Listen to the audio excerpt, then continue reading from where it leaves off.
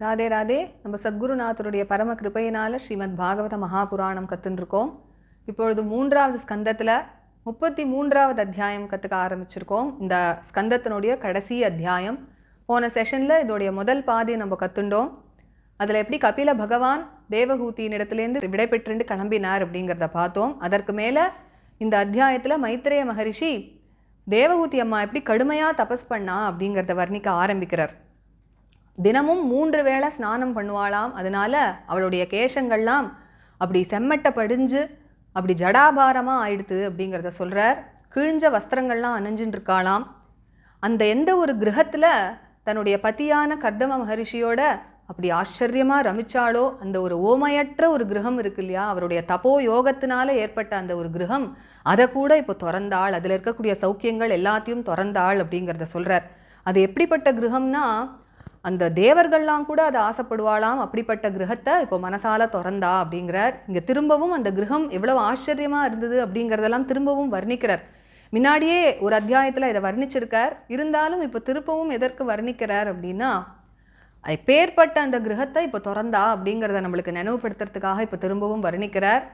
அந்த கிரகத்தில் இருந்த படுக்கைகள்லாம் எப்படி இருக்கும் அப்படின்னா, யானை தந்தத்தினால பண்ணதாம், தங்கம் பதிச்சிருக்குமாம். அதில் மெத்தைகள்லாம் அப்படி வெள்ளை வெளியேர்னு மெத்துன்னு இருக்குமாம், பால் நுரைய போல இருக்கும் அப்படிங்கிறத சொல்கிறார். அதில் இருக்கக்கூடிய உட்காரக்கூடிய ஆசனங்கள்லாம் அப்படி அதுலேயும் மெத்தைகள்லாம் இருக்கும். சுவர்கள்லாம் எப்படி இருக்கும் அப்படின்னா, ஸ்படிகத்தினாலேயும் மரகத்த கற்கள்னாலேயும் ஆக்கப்பட்ட சுவர்களாம். அதில் அழகான பெண்மணிகளுடைய ஒரு சிலைகள்லாம் இருக்குமாம். அவர்கள் கையில் அப்படி ரத்ன தீபங்கள்லாம் ஏந்தின்னு இருக்கிறத போல சிலைகள்லாம் இருக்குமாம். அதனால ஜாஜ்வல்யமாக இருக்கும் அந்த சுவர்கள்லாம் அப்படிங்கிறத சொல்கிறார். அந்த கிரகத்தை சுற்றி இருக்கக்கூடிய உத்தியானங்கள், அதாவது அந்த தோட்டங்கள்லாம் எப்படி இருக்கும் அப்படின்னா, அங்கே தேவலோகத்து விருட்சங்கள்லாம் இருக்குமாம். அந்த விருட்சங்களில் எப்பொழுதும் பட்சிகள்லாம் அழகாக கூவிண்டு சப்தம் பண்ணிட்டு இருக்குமாம். எப்பொழுதும் அங்கே வண்டுகள்லாம் அந்த புஷ்பங்களில் மொய்ச்சுன்னு இருக்கும். அவ்வளவு அழகான ஒரு உத்தியான வனங்கள். அந்த உத்தியான வனத்தில் ஒரு அழகான தடாகம் இருக்குமாம், தாமரை தடாகம். அந்த தாமரை தடாகத்துக்கு அவள் தன்னுடைய பத்தியான கர்தம மகரிஷியோடு அப்படி போகும்பொழுது கந்தர்வர்கள்லாம் அவளை ஸ்தோத்திரம் பண்ணுவாளாம். அப்படி ஆச்சரியமாக அங்கே சந்தோஷமாக ரமிச்சிருக்கா. இப்பொழுது என்ன பண்ணா அப்படின்னா, இந்திரலோகத்தில் இருக்கக்கூடிய இந்திரனுடைய மகிழ்ச்சிகள்லாம் ஆசைப்படக்கூடிய அத்தகைய அந்த கிரகத்தையும் இப்பொழுது திறந்தாளாம் தன்னுடைய தபசுக்காக. ஆனால் அந்த கிரகத்தை திறந்தப்போ கூட அவள் அவ்வளவா வருத்தப்படலையாம். ஆனால் இப்போ கபில பகவான் தன்னுடைய குழந்தை அப்படி கிளம்பி போனதும் அவளுடைய முகமெல்லாம் வாடி அத்தகைய ஒரு வேதனை அடைஞ்சா அப்படிங்கிறத சொல்கிறார். தேவஹூதியினுடைய பதி யாரு அப்படின்னா, சாக்ஷாத் கர்தம பிரஜாபதி. அவர் கிளம்பி தபசுக்கு போகும்பொழுது அவள் அத்தகைய வேதனையை அடைஞ்சாள். ஆனால் எப்படி தன்னை சமாதானப்படுத்திண்டா அப்படின்னா, பகவானே தனக்கு குழந்தையா பிறந்திருக்கார் இல்லையா, அதை நினச்சிண்டு அதை சமாதானப்படுத்திண்டாளாம். ஆனால் இப்பொழுது பகவானும் கிளம்பி போனதும் எத்தகைய வேதாந்தங்கள்லாம் அவள் கேட்டிருக்கா, பகவானிடத்துலேருந்து உபதேசங்கள்லாம் கேட்டிருக்கா. இருந்தாலும் அத்தகைய வேதாந்தங்களெல்லாம் கொண்டு கூட அவளால் மனசை சமாதானப்படுத்திக்க முடியலையாம். அதனால நஷ்டே கௌரிவ வத்சலா அப்படிங்கிறார். எப்படி ஒரு பசுமாடு கன்றை இழந்த அந்த பசுமாடு எப்படி வருத்தப்படுமோ, எப்படி அழுமோ, அது போல கதறி கதறி அழுதா அப்படிங்கிறத சொல்கிறார். தேவஹூதியோட மேன்மை எப்பேற்பட்டது அப்படின்னா, அவளுடைய பதி யாருன்னா சாக்ஷாத் கர்தம பிரஜாபதி. அவரோ பரம பகவத் பக்தர். அதுக்கடுத்ததாக பார்த்தா குழந்தை யாரு அப்படின்னா, சாக்ஷாத் பகவானே குழந்தையா பிறந்திருக்காம். இப்படிப்பட்டவர்களுடைய வாழ்க்கையை நடத்தின அந்த தேவஹூதிக்கு இப்போ மனசு எப்படி இருக்கும், எத்தகைய ஒரு உயர்ந்த நிலையில் இருக்கும் இல்லையா. அதனால அவர்கள்லாம் இப்படி கிளம்பி போனதும் இப்பொழுது முழுமையாக தன்னை அந்த தியானத்துக்கே, பகவத் தியானத்திலேயே இப்படி ஈடுபடுத்துக்கிறாளாம். தன்னுடைய பிள்ளையான அந்த கபில பகவானையே மனசில் நினச்சிட்டு இருக்கா. அவர் சொல்லி கொடுத்த அந்த பகவத் தியானத்தை பண்ணுறாளாம். எந்த ஒரு பகவத் தியானத்தை அவர் சொல்லி கொடுத்தார் இல்லையா, அந்த தாமரை போன்ற முகமுடைய பகவானுடைய அந்த ரூபம் முழுமையாகவும் தியானம் பண்ணணும், தனித்தனியாகவும் ஒரு அங்கங்களாகவும் தியானம் பண்ணணும் அப்படின்னு சொன்னார் இல்லையா. அத்தகைய அந்த தியானத்தெல்லாம் அப்படி பழகிறாளாம். இப்போ அந்த தடைப்படாத அந்த ஒரு பக்தினாலையும் அத்தகைய ஒரு வைராக்கியம் ஏற்பட்டிருக்கு தேவஹூதிக்கு. எந்த அளவுக்கு அப்படின்னா, பிரம்மலோக பரியந்தம் எல்லாத்தையும் துச்சம் அப்படின்னு நினைச்சாலாம். அத்தகைய ஒரு வைராக்கியத்தினாலையும் எல்லா சாதனங்களையும் அப்படி ஸ்ரத்தையாக அனுஷ்டானம் பண்ணுறதுனாலையும் அது மூலமாக ஏற்பட்ட ஒரு ஞானத்தினாலையும் இப்பொழுது எப்பொழுதும் தன்னுடைய ஆத்மஸ்வரூபத்திலேயே அப்படி நிலை பெற்றுண்டு அந்த பிரகிருத்தியினுடைய குணங்கள்லேருந்து எல்லாம் விடுபட்டா அப்படிங்கிறத சொல்கிறார். இப்போது ஸ்திரமாக அப்படி பிரம்மத்திலேயே நிலை பெற்று இருக்கிறதுனால தான் தனித்த ஒரு ஜீவன் அப்படிங்கிற அந்த ஒரு தனித்தன்மையவும் இழந்தாளாம் தேவஹூதி. அதனால் எல்லா விதமான சோகங்கள்லேருந்தும் விடுபட்டு பரம சாந்தி அடைஞ்சா அப்படிங்கிறத சொல்கிறார். பல நாட்கள் அப்படி சமாதியிலேயே அமர்ந்துருக்காளாம் தேவஹூதி. அதனால தன்னுடைய சரீரத்தையே மறந்துட்டா அப்படிங்கிறத சொல்றார். இப்பொழுது அவள் தன்னுடைய அந்த சரீரத்துக்கு எந்த விதமான போஷணமுமே பண்ணலை அப்படிங்கிறத சொல்றார். எந்த அளவுக்கு அப்படின்னா, சொப்னத்துல ஒருவன் தன்னையே பார்க்கறான், தன்னுடைய சரீரத்தையே பார்க்கறான். ஆனா எழுந்ததும் அந்த சொப்னத்துல பார்த்த தன்னுடைய சரீரத்தை அபிமானத்தோட நினைப்பானா அல்லது அதை பத்தி ஏதாவது கவலைப்படுவானா? அந்த மாதிரி தேவஹூதி தன்னுடைய சரீரத்தை பத்தி கவலையே படலையாம். ஆனாலும் பல வித்யாதர ஸ்திரீகள்லாம் கர்தமருக்கும் தேவஹூதிக்கும் சேவை பண்ணா அப்படிங்கிறத நம்ம முன்னாடியே பார்த்தோம் இல்லையா? அவர்கள்லாம் இப்பொழுதும் இருந்துண்டு தேவஹூதியோட சரீரத்தை போஷணம் பண்றாளாம். ஆனால் தேவஹூதி எப்பொழுதுமே ஒரு பரம ஆனந்தத்தில் இருந்ததுனால அவளோட சரீரம் அப்படி பௌஷ்டிகமாகவே இருந்தது, புஷ்டியாகவே இருந்தது அப்படிங்கிறத சொல்கிறார். இப்பொழுது அவளுடைய சரீரம் அழுக்கு படிஞ்சதாக இருந்தாலும் அவளுடைய தபஸினுடைய ஒரு தேஜஸ்னால அவள் அப்படி பிரகாசமாக இருந்தா அப்படிங்கிறத சொல்கிறார். எப்படின்னா, ஒரு புகையினால் மூடப்பட்ட அக்னியாக இருந்தாலும் அந்த அக்னி ஜொலிக்கும் இல்லையா, அது போல அப்படிங்கிறத சொல்கிறார். இப்பொழுது அவளுடைய சரீரமானது தெய்வ வசத்தினால் அப்படி காப்பாற்றப்பட்டு வருது. இருந்தாலும் அவள் அதெல்லாம் கவனிக்கவே இல்லையாம். அவளுடைய கேசங்கள்லாம் அவிழ்ந்திருக்கு, வஸ்திரங்கள்லாம் நழுவிருக்கு. அவள் எந்த அளவுக்கு தன்னுடைய சரீரத்தை மறந்தா அப்படின்னா, அவள் வாசுதேவ பிரவிஷ்ட தீஹி அப்படின்னு வாசுதேவனிடத்திலேயே அப்படி நிலை பெற்ற மனசு இருக்கிறதுனால தன்னுடைய சரீரத்தை அப்படியே தபஸுக்கும் யோகத்துக்குமே சமர்ப்பணம் பண்ணி அதுக்கு என்ன நடந்ததுன்னு கூட அவளுக்கு தெரியல அப்படிங்கிறத சொல்கிறார். இப்போ சொல்லி முடிக்கிறார். கபில பகவான் காட்டிய அந்த ஒரு பாதையை பின்பற்றி தேவஹூதி அம்மா ரொம்ப சீக்கிரமே அந்த மோட்சத்தை அடைஞ்சா, பிரம்மஸ்வரூபமான அந்த பகவானை போய் அடைஞ்சா அப்படிங்கிறத சொல்கிறார். மைத்ரேய மகரிஷி தானே இந்த கதையெல்லாம் விதுரருக்கு சொல்லிகிட்டே வரார்.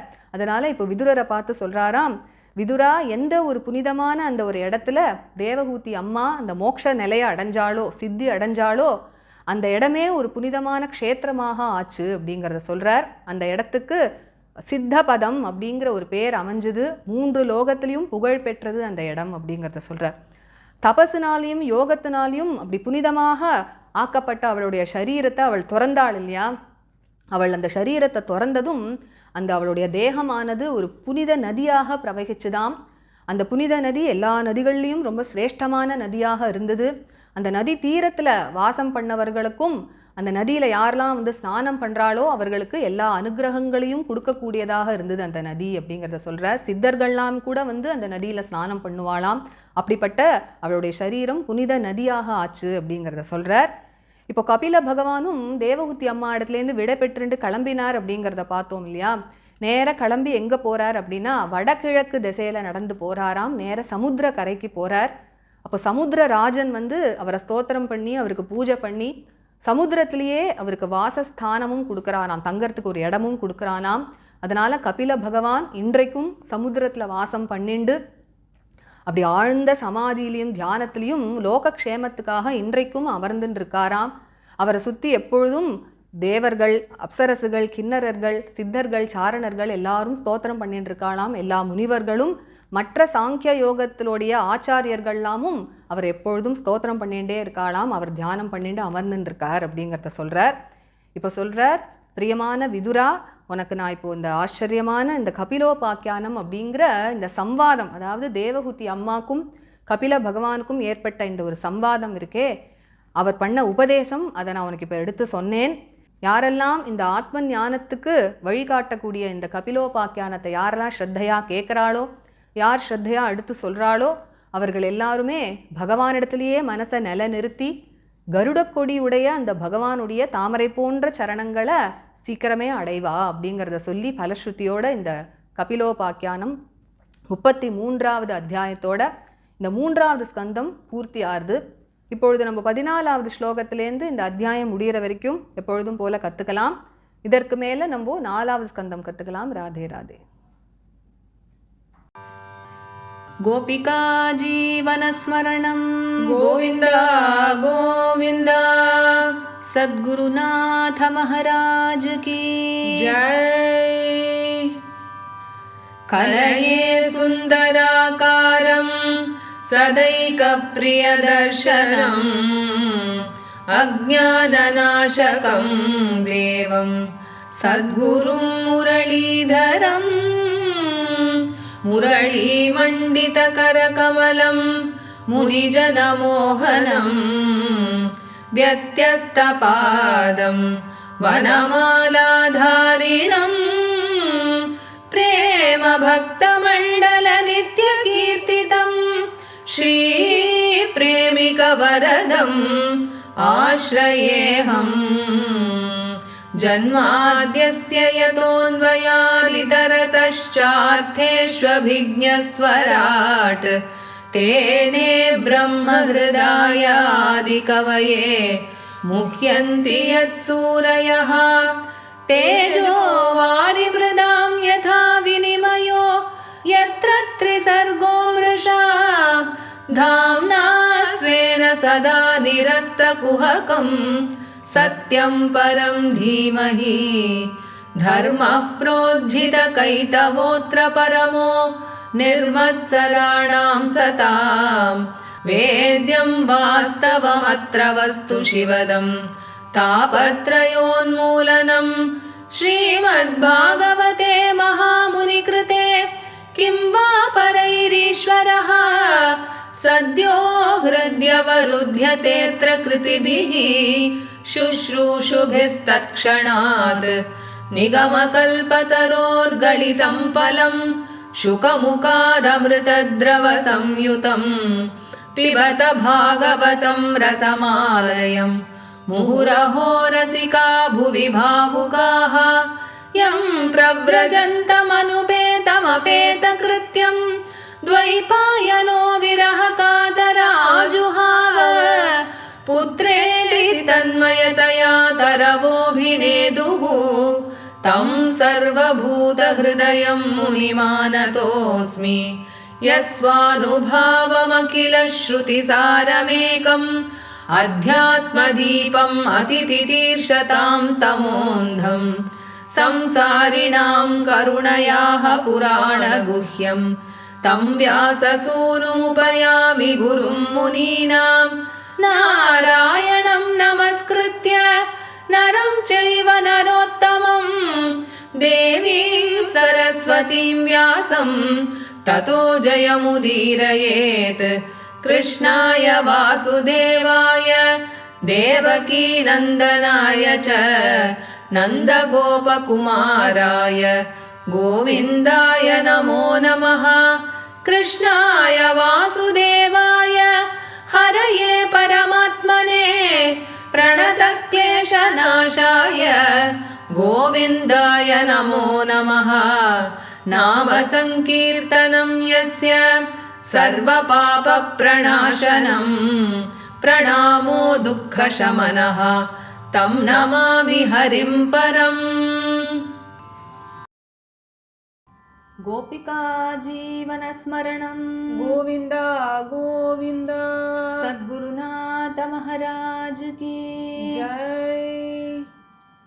अभीक्ष्णावगाह कपिशान् अभीक्ष्णावगाह कपिशान् अभीक्ष्णावगाह कपिशान् जटिलान् कुटिलालकान् जटिलान् कुटिलालकान् जटिलान् कुटिलालकान् आत्मानं च उग्रतपसा आत्मानं चोग्रतपसा आत्मानं चोग्रतपसा बिभ्रति चीरिणं कृशम् बिभ्रति चीरिणं कृशम् बिभ्रति चीरिणं कृशम् प्रजापतेः कर्दमस्य प्रजापतेः कर्दमस्य प्रजापतेः कर्दमस्य तपोयोगविजृम्भितं तपोयोगविजृम्भितं तपोयोगविजृम्भितं स्वगार्हस्थ्यम्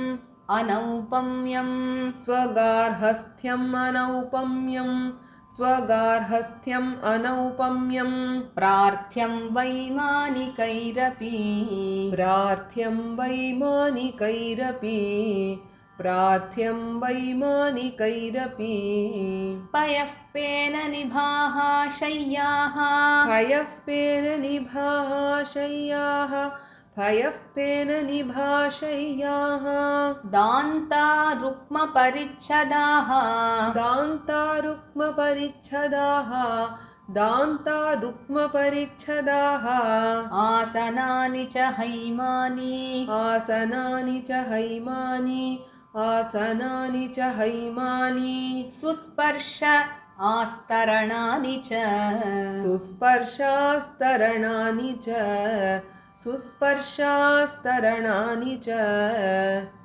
स्वच्छस्फटिककुड्येषु स्वच्छस्फटिककुड्येषु स्वच्छस्फटिककुड्येषु महामारकतेषु च महामारकतेषु च महामारकतेषु च रत्नप्रदीपा आभान्ति रत्नप्रदीपा आभान्ति रत्नप्रदीपा आभान्ति ललनारत्नसंयुताः ललनारत्नसंयुताः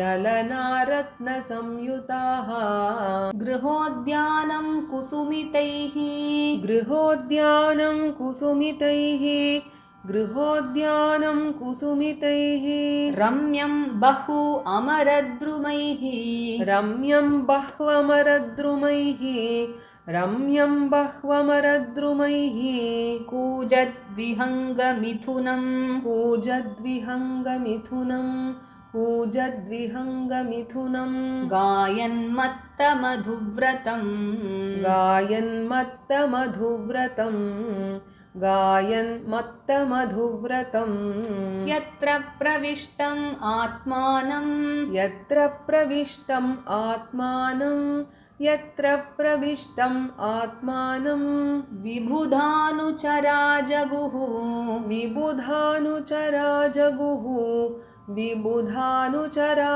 जगुः वाप्याम् उत्पलगन्धिन्यां वाप्यामुत्पलगन्धिन्यां वाप्यामुत्पलगन्धिन्यां कर्दमेन उपलालितम् कर्दमेनोपलालितं कर्दमेनोपलालितम् हित्वा तत् ईप्सिततमम् हित्वा तदीप्सिततमम् हित्वा तदीप्सिततमम् अपि आकण्डलयोषिताम् अप्याखण्डलयोषिताम् अप्याखण्डलयोषिताम् किञ्चित् चकारवदनम् किञ्चिच्चकारवदनं किञ्चिच्चकारवदनं पुत्रविश्लेषणातुरा पुत्रविश्लेषणातुरा पुत्रविश्लेषणातुरा वनं प्रव्रजिते पत्यौ वनं प्रव्रजिते पत्यौ वनं प्रव्रजिते पत्यौ अपत्यविरहातुरा अपत्यविरहातुरा अपत्यविरहातुरा ज्ञाततत्त्वापि अभूत् नष्टे ज्ञाततत्त्वाप्यभून्नष्टे ज्ञाततत्त्वाप्यभून्नष्टे वत्से गौरिव वत्सला वत्से गौरिव वत्सला वत्से गौरिव वत्सला तमेव ध्यायति देवम् तमेव ध्यायति देवं तमेव ध्यायति देवम् अपत्यं कपिलं हरिम् अपत्यं कपिलं हरिम् अपत्यं कपिलं हरिम् बभूव अचिरतो वत्स बभूवाचिरतो वत्स बभूवाचिरतो वत्स निःस्पृहा तादृशे गृहे निःस्पृहा तादृशे गृहे निःस्पृहा तादृशे गृहे ध्यायति भगवद्रूपं ध्यायति भगवद्रूपं ध्यायति भगवद्रूपं यदाह ध्यानगोचरम् यदाह ध्यानगोचरं यदाह ध्यानगोचरं सुतः प्रसन्नवदनं सुतः प्रसन्नवदनं सुतः प्रसन्नवदनं समस्तव्यस्तचिन्तया समस्तव्यस्तचिन्तया समस्तव्यस्तचिन्तया भक्तिप्रवाहयोगेन भक्तिप्रवाहयोगेन भक्तिप्रवाहयोगेन वैराग्येण बलीयसा वैराग्येण बलीयसा वैराग्येण बलीयसा युक्तानुष्ठानजातेन युक्तानुष्ठानजातेन युक्तानुष्ठानजातेन ज्ञानेन ब्रह्महेतुना ज्ञानेन ब्रह्महेतुना ज्ञानेन ब्रह्महेतुना विशुद्धेन तदा आत्मानं विशुद्धेन तदात्मानं विशुद्धेन तदात्मानम् आत्मना विश्वतोमुखम् आत्मना विश्वतोमुखम् आत्मना विश्वतोमुखम् स्वानुभूत्या तिरोभूत स्वानुभूत्या तिरोभूत स्वानुभूत्या तिरोभूत मायागुणविशेषणम् मायागुणविशेषणम् मायागुणविशेषणम् ब्रह्मणि अवस्थितमतिः ब्रह्मण्यवस्थितमतिः ब्रह्मण्यवस्थितमतिः भगवती आत्मसंश्रये भगवत्यात्मसंश्रये भगवत्यात्मसंश्रये निवृत्त जीवापत्तित्वात् निवृत्तजीवापत्तित्वात् निवृत्तजीवापत्तित्वात् क्षीणक्लेशा आप्तनिर्वृतिः क्षीणक्लेशाप्तनिर्वृतिः क्षीणक्लेशाप्तनिर्वृतिः नित्यारूढसमाधित्वात् नित्यारूढसमाधित्वात् नित्यारूढसमाधित्वात् परावृत्तगुणभ्रमा परावृत्तगुणभ्रमा परावृत्तगुणभ्रमा न सस्मार तदा आत्मानं न सस्मार तदात्मानं न सस्मार तदात्मानं स्वप्ने दृष्टम् इवोत्थितः स्वप्ने दृष्टमिवोत्थितः स्वप्ने दृष्टमिवोत्थितः तद्देहः परतः पोषोऽपि तद्देहः परतः पोषोऽपि तद्देहः परतः पोषोऽपि अकृशश्च आद्यसम्भवात् अकृशश्चाध्यसम्भवात् अकृशश्चाध्यसम्भवात् बभौ मलैः अवच्छन्नः बभौ मलैरवच्छन्नः बभौ मलैरवच्छन्नः स धूम इव पावकः स धूम इव पावकः स धूम इव पावकः स्वाङ्गं तपोयोगमयं स्वाङ्गं तपोयोगमयं स्वाङ्गं तपोयोगमयं मुक्तकेशं गताम्बरं मुक्तकेशं गताम्बरं मुक्तकेशं गताम्बरं दैवगुप्तं न बुबुधे दैवगुप्तं न बुबुधे दैवगुप्तं न बुबुधे वासुदेवप्रविष्टधीः वासुदेवप्रविष्टधीः वासुदेवप्रविष्टधीः एवं सा कपिलोक्तेन एवं सा कपिलोक्तेन एवं सा कपिलोक्तेन मार्गेण अचिरतः परं मार्गेणाचिरतः परं मार्गेणाचिरतः परम् आत्मानं ब्रह्म निर्वाणम् आत्मानं ब्रह्म निर्वाणम् आत्मानं ब्रह्म निर्वाणम् भगवन्तम् अवापः भगवन्तम् अवापः भगवन्तम् अवापः तद्वीर आसीत् पुण्यतमं तद्वीरासीत् पुण्यतमम् तद्वीरासीत् पुण्यतमम् क्षेत्रं त्रैलोक्यविश्रुतं क्षेत्रं त्रैलोक्यविश्रुतं क्षेत्रं त्रैलोक्यविश्रुतं नाम्ना सिद्धपदं यत्र नाम्ना सिद्धपदं यत्र नाम्ना सिद्धपदं यत्र सा संसिद्धिम् उपेयुषी सा संसिद्धिम् उपेयुषी सा संसिद्धिम् उपेयुषी तस्याः तद् योग विधुत तस्यास्तद्योगविधुत तस्यास्तद्योगविधुत मार्त्यं मर्त्यम् अभूत्सरित् मार्त्यं मर्त्यमभूत्सरित् मार्त्यं मर्त्यमभूत्सरित् स्रोतसां प्रवरा सौम्य स्रोतसां प्रवरा सौम्य स्रोतसां प्रवरा सौम्य सिद्धिदा सिद्धसेविता सिद्धिदा सिद्धसेविता सिद्धिदा सिद्धसेविता कपिलोऽपि महायोगी कपिलोऽपि महायोगी कपिलोऽपि महायोगी भगवान् पितुः आश्रमात् भगवान् पितुराश्रमात् भगवान् पितुराश्रमात् मातरं समनुज्ञाप्य मातरं समनुज्ञाप्य मातरं समनुज्ञाप्य प्राग् उदीचीं दिशं ययौ प्रागुदीचीं दिशं ययौ प्रागुदीचीं दिशं ययौ सिद्धचारणगन्धर्वैः सिद्धचारणगन्धर्वैः सिद्धचारणगन्धर्वैः मुनिभिः च अप्सरोगणैः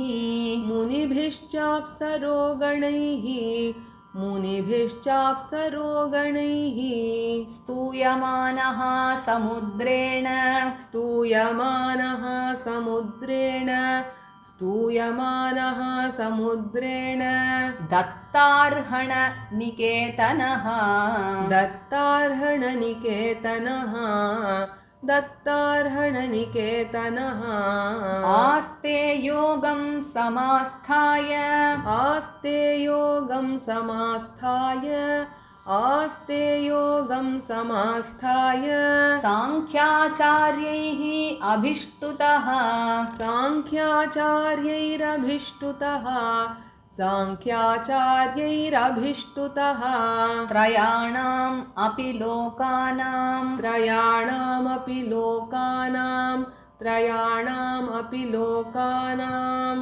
उपशान्त्यै समाहितः उपशान्त्यै समाहितः उपशान्त्यै समाहितः एतत् निगदितं तात एतन्निगदितं तात एतन्निगदितं तात यत्पृष्टोऽहं तव अनघ यत्पृष्टोऽहं तवानघ यत्पृष्टोऽहं तवानघ कपिलस्य च संवादो कपिलस्य च संवादो कपिलस्य च संवादो देवहूत्याश्च पावनः देवहूत्याश्च पावनः देवहूत्याश्च पावनः य इदम् अनुशृणोति योऽभिधत्ते य इदम् अनुशृणोति योऽभिधत्ते य इदम्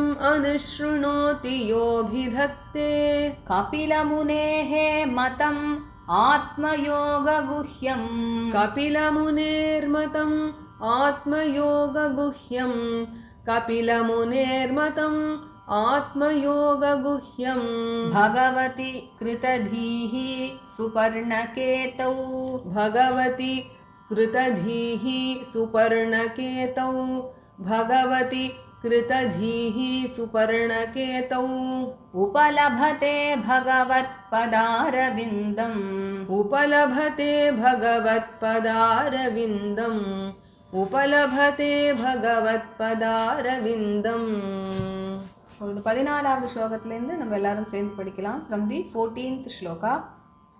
अभीक्ष्णावगाह कपिशान् जटिलान् कुटिलालकान् आत्मानं चोग्रतपसा बिभ्रतीचीर्णं कृशम् प्रजापते कर्दमस्य तपोयोगविजृम्भितं स्वगार्हस्थ्यम् अनौपम्यं प्रार्थ्यं वैमानिकैरपि पयःपेन निभाशय्याः दान्ता रुक्मपरिच्छदाः आसनानि च हैमानि सुस्पर्शास्तरणानि च स्वच्छस्फटिककुड्येषु महामारकतेषु च रत्नप्रदीपा आभान्ति ललना रत्नसंयुताः गृहोद्यानं कुसुमितैः रम्यं बह्वमरद्रुमैः कूजद्विहङ्गमिथुनं गायन्मत्तमधुव्रतं यत्र प्रविष्टमात्मानं विबुधानुचरा जगुः वाप्याम् उत्पलगन्धिन्यां कर्दमेनोपलालितं हित्वा तदीप्सिततमम् अप्याखण्डलयोषितां किञ्चिच्चकारवदनं पुत्रविश्लेषणातुरा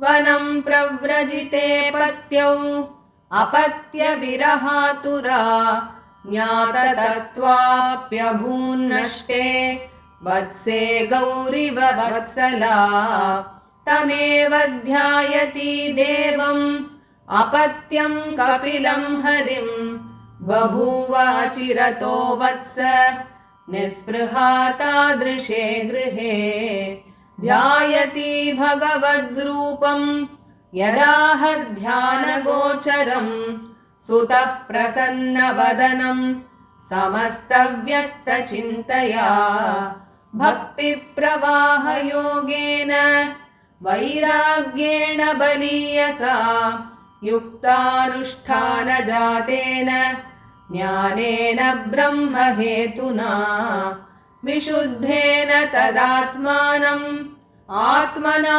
विश्वतोमुखं स्वानुभूत्या तिरोभूत मायागुणविशेषणम् ब्रह्मण्यवस्थितमतिः भगवत्यात्मसंश्रये निवृत्तजीवापत्तित्वात् क्षीणक्लेशाप्तनिर्वृतिः नित्यारूढसमाधित्वात् परावृत्तगुणभ्रमा न सस्मार तदात्मानं स्वप्ने दृष्टमिवोत्थितः तद्देहः परतः पोषोऽपि अकृशश्चाध्यसम्भवात् बभौ मलैरवच्छन्नः स धूम इव पावकः स्वाङ्गं तपोयोगमयं मुक्तकेशं गताम्बरं दैवगुप्तं न बुबुधे वासुदेव प्रविष्टधीः एवं सा कपिलोक्तेन मार्गेणाचिरतः परम् आत्मानं ब्रह्मनिर्वाणं भगवन्तम् अवापः तद्वीरासीत् पुण्यतमं क्षेत्रं त्रैलोक्यविश्रुतं नाम्ना सिद्धपदं यत्र सा संसिद्धिम् उपेयुषी तस्यास्तद्योगविधुत मार्त्यं मर्त्यमभूत्सरित् स्रोतसां प्रवरा सौम्य सिद्धिदा सिद्धसेविता कपिलोऽपि महायोगी भगवान् पितुराश्रमात् मातरं समनुज्ञाप्य प्रागुदीचीं दिशं ययौ सिद्धचारणगन्धर्वैः मुनिभिश्चाप्सरोगणैः स्तूयमानः समुद्रेण दत्तार्हणनिकेतनः आस्ते योगं समास्थाय सांख्याचार्यैरभिष्टुतः त्रयाणामपि अपि लोकानाम् उपशान्त्यै समाहितः एतन्निगदितं तात यत्पृष्टोऽहं तवानघ कपिलस्य च संवादो देवहूत्याश्च पावनः य इदमनुशृणोति योऽभिधत्ते कपिलमुनेर्मतम् आत्मयोगगुह्यम् भगवति कृतधीः सुपर्णकेतौ उपलभते भगवत्पदारविन्दम् श्रीहरये नमः श्रीहरये नमः श्रीहरये नमः गोपिका जीवनस्मरणं गोविन्द गोविन्द சத்குரு மகாராஜ் கி जय இந்த செஷன் நம்ம படிச்ச ராகம் சிந்து பைரவி. இதோட இந்த 3வது ஸ்கந்தம் பூர்த்தி ஆறுது. இதற்கு மேலே நம்ம 4வது ஸ்கந்தம் கற்றுக்கலாம். Radhe Radhe. Radhe Radhe. By the grace of our Guru Maharaj, we are learning Srimad Bhagavata Mahapurana. And now in the 3rd skanda, we started learning the 33rd chapter, which is the last chapter of this 3rd skanda. In the previous session, we learned the first half of the 33rd chapter, wherein we saw how Kapila Bhagavan took leave of Mother Devahuti. And now further in this chapter, Maitreya Maharishi describes how Devahuti sat in meditation and attained the highest state of liberation. So now, what happened was Devahuti, she took bath thrice a day, and because of that, her hair got matted and it turned brown, he says, and she was clad in rags. She now renounced that incomparable house which was so amazing and was created by the yogic powers of Kardama Maharishi, and in which she sported along with him. She renounced even that mentally now.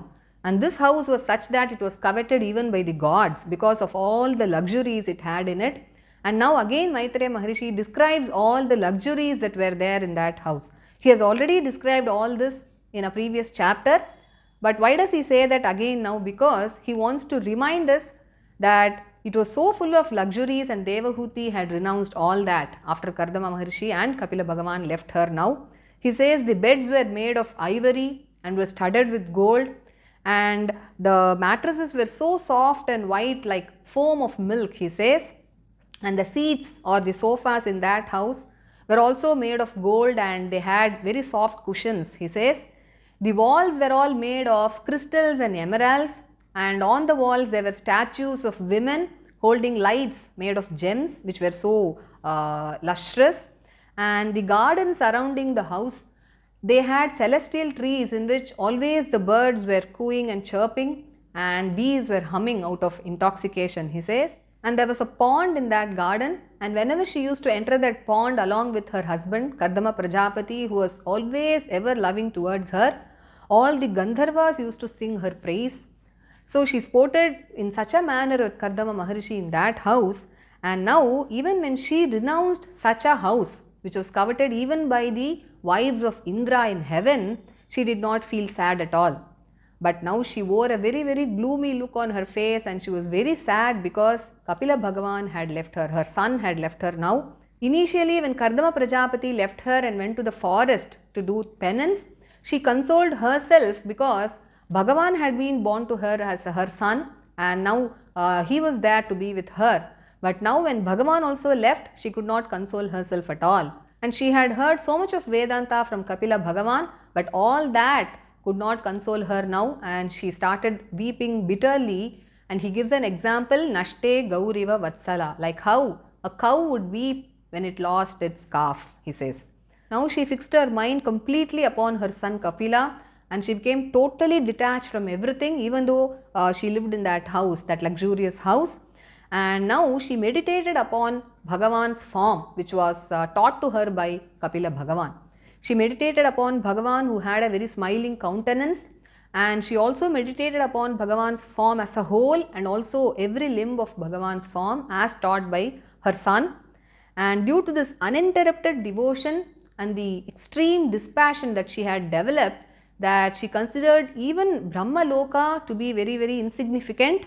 And due to the strict performance of all the sadhanas, she had gained immense knowledge because of that, and now she contemplated on her own self, from which the modes of Prakriti had vanished because of her realization of the true self. And now she got firmly established in that supreme Brahman, and she even lost her identity as the Jiva. And because of that, she got rid of all afflictions and she attained great peace, he says. And now she got established in Samadhi for days together and she forgot even her body. She could not even remember to nourish her body. And he gives an example. He says, just as a person, when he sees himself in a dream, after he wakes up, he would give no importance to that body that he saw in the dream, isn't it? So also Devahuti forgot to even nourish her body. She forgot her own self. But still her body was being nourished by the Vidyadhara damsels who, if we remember, they were there for serving Kardama and Devahuti when they were together. But now, since Devahuti was always in a state of bliss and peace, her body did not become so very emaciated, and though her body was covered with so much of dirt, she shone because of her radiance due to tapas and yoga, like how fire would shine even when it was enveloped by smoke, he says. And now she failed to notice that her body was being protected by fate. She didn't even notice that, and her body was now in such a state that her hair got disheveled, her clothes they fell off her body, and she was in such a state of oneness with Bhagavan that he says Vasudeva Pravishtadhihi. She was so much engrossed in the thoughts of Bhagavan Vasudeva that she completely forgot her body and herself. And now Maitreya Maharshi concludes by telling, thus by following this path shown by Kapila Bhagavan, Devahuti attained Bhagavan, in other words the Supreme Brahman. And now he says, O Vidura, this sacred spot where Devahuti attained moksha or siddhi came to be known by the name of Siddha Pada, and itself became a very holy kshetra which was famous in all the three worlds, he says. And the mortal body that Devahuti shed, which was purified by yoga and tapas, that became a very holy river, he says, which became the supreme among all the rivers, so much that the people who lived on its banks and those who took a dip in that holy river, they were conferred with all the blessings. Even Siddhas used to come and take a holy dip in that river, he says. Now Kapila Bhagavan, we saw that he took leave of Devahuti and left, and now he straight went in the northeastern direction. And when he reached the ocean god came and praised Kapila Bhagavan and offered him lot of puja, and he also offered him a place to stay in the Samudra itself.